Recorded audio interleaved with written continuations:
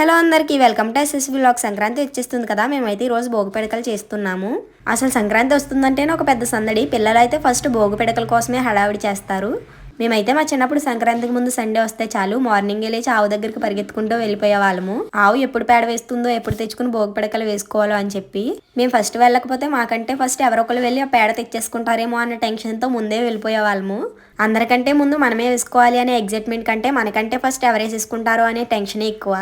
మా ఇంటి దగ్గర అయితే పిల్లలందరం ఆవు పేడ కోసమే కొట్టేసుకునే వాళ్ళము. ఆ రోజులే వేరే అసలు. అవన్నీ తలుచుకుంటుంటే ఇప్పుడు నవ్వు వస్తుంది. దీన్ని తలముద్ద అంటారు. ఇలా పెద్దగా చేసుకుని 5 చుక్కలు పెట్టుకోవాలి. మొత్తం భోగి పిడకలన్నిటికి గార్లిక్ చిల్లులు పెట్టినట్టు పెట్టేయడమే. మేమైతే మా చిన్నప్పుడు భోగి పిడకలు కొబ్బరి చెట్ల మీద వేసుకునే వాళ్ళము. అప్పుడు చెట్లు కూడా ఎక్కువ ఉండేవి కదా. మేమైతే దీన్ని అరటిపండు అంటాము. దీన్ని ఇలా పొడుగ్గా చేసుకొని 3 చుక్కలు పెట్టుకోవాలి.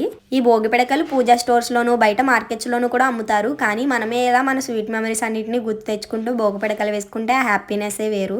చిన్నపిల్లలకైతే వాళ్ళకి ఎప్పటికీ ఇలా స్వీట్ మెమరీస్ ఇలా ఉండిపోతాయి. సిటీస్ లో అయితే దొరకడం కష్టమే, కానీ మాది పల్లెటూరే కాబట్టి మాకు ఆవు పేడ దొరుకుతుంది. మేమైతే ప్రతి సంవత్సరం ఇలానే చేసుకుంటాము. మనమే స్వయంగా చేసి వేసాము అన్న సాటిస్ఫాక్షన్ కూడా ఉంటుంది.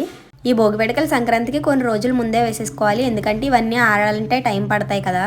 భోగి పిడకలు చేసి ఎండిపోయిన తర్వాత మళ్ళీ వీటిని దండగుచ్చాలి కదా, అదొక ప్రాసెస్ ఉంటుంది. మేము భోగి పిడకలు దండ అది ఎలా గుచ్చుకున్నామో కూడా నెక్స్ట్ వీడియోలో చెప్తాను. నేనైతే ఇప్పుడు తమలపాకు వేస్తున్నాను. తమలపాకు చేయడం కోసం నేనైతే నా 2 హ్యాండ్స్ని ఇలా పెట్టాను. మా అమ్మ మధ్యలో షేప్ చేస్తున్నారు. తర్వాత మధ్యలో ఇలా చిలి పెట్టడమే. ఇలా వేరే వాళ్ళ హెల్ప్ లేకుండా మనమే చేసుకోవాలి అని అంటే ఒక పేడ ముద్దను తీసుకుని తమలపాకు షేప్లో చేసేసుకోవాలి.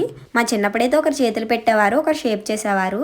అది గుర్తొచ్చి మా అమ్మతో చెప్తే సరే నువ్వు హ్యాండ్స్ పెట్టు, నేను షేప్ చేస్తా అన్నారు. మనకి ఒక చుక్క కావాలంటే ఒక చుక్క పెట్టుకోవచ్చు, ఇలా 5 కావాలంటే 5 కూడా పెట్టుకోవచ్చు. ఇలా మీకు ఎలా నచ్చితే అలా చేసుకోవచ్చు. మేమైతే భోగికి భోగి పిడకలు రెడీ చేసేసుకున్నాము. ఇంతకీ మీరు ఈ భోగికి భోగి పిడకలు రెడీ చేసుకున్నారో లేదో కామెంట్ సెక్షన్లో కామెంట్ చేయండి.